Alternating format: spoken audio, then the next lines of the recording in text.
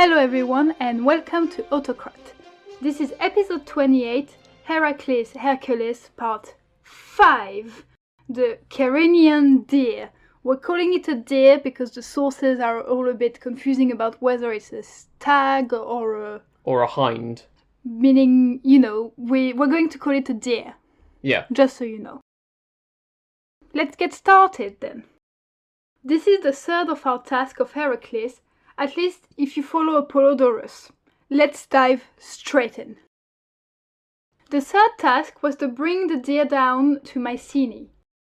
The thing was sacrosanct to the goddess Artemis and is sometimes a hind and sometimes a stag, as we've just mentioned. Yeah, but whatever it is, it's very important to the goddess Artemis, so, please don't touch it. Exactly.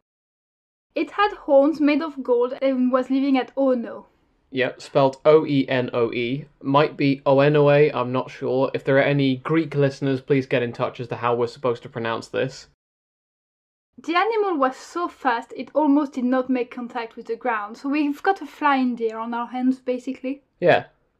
Now, I'm going to turn to you to do some comparisons from the natural and human world.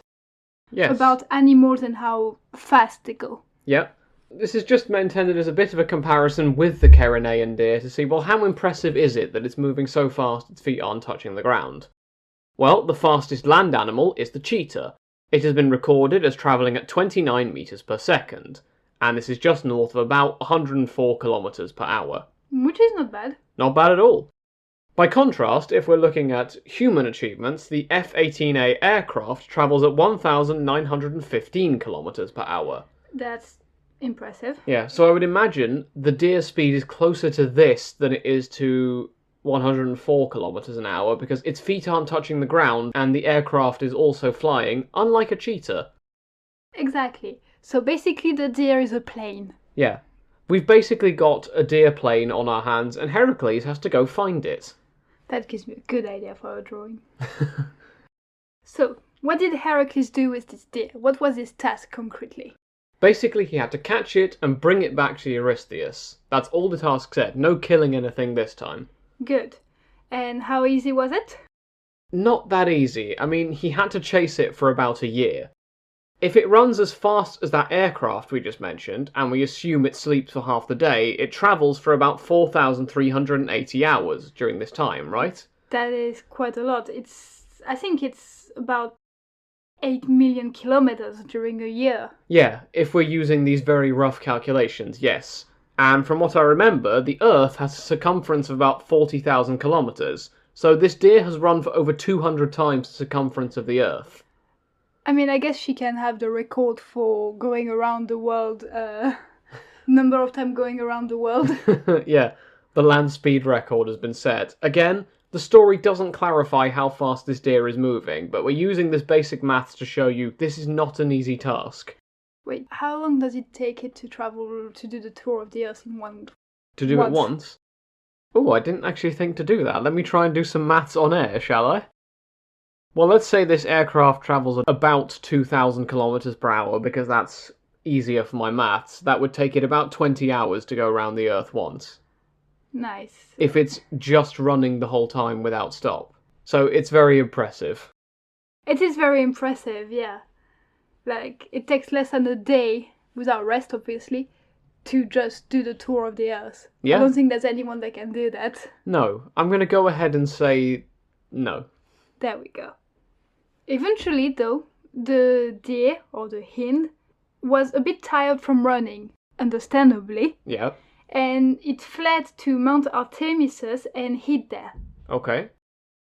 It then ran away to the Ladon River where Heracles shot it with an arrow as it was about to cross. What's with him in arrows? I don't know.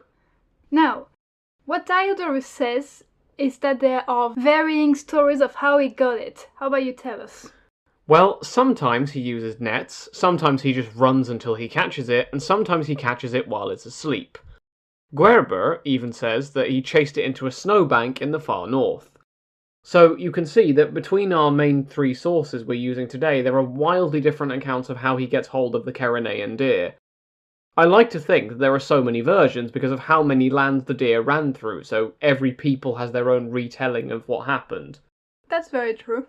However, Diodorus notes that he did this without force but with his brain, so whatever story you end up wanting to believe, Heracles is not just punching the problem until it goes away, he's actually using his brain power. That's good.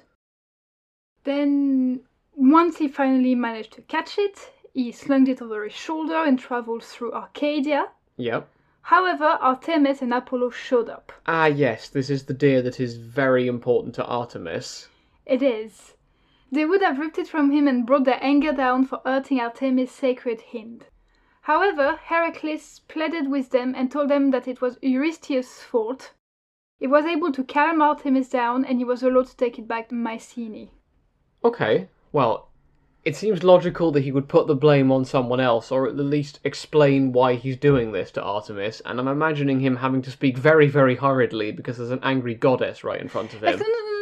No, it was Eurystheus, you should go blame him, he made me do it, I could not resist. Eurystheus made me do it. It's funny to think these are technically his half-siblings. Yeah, it is fun. I've never really thought about that before.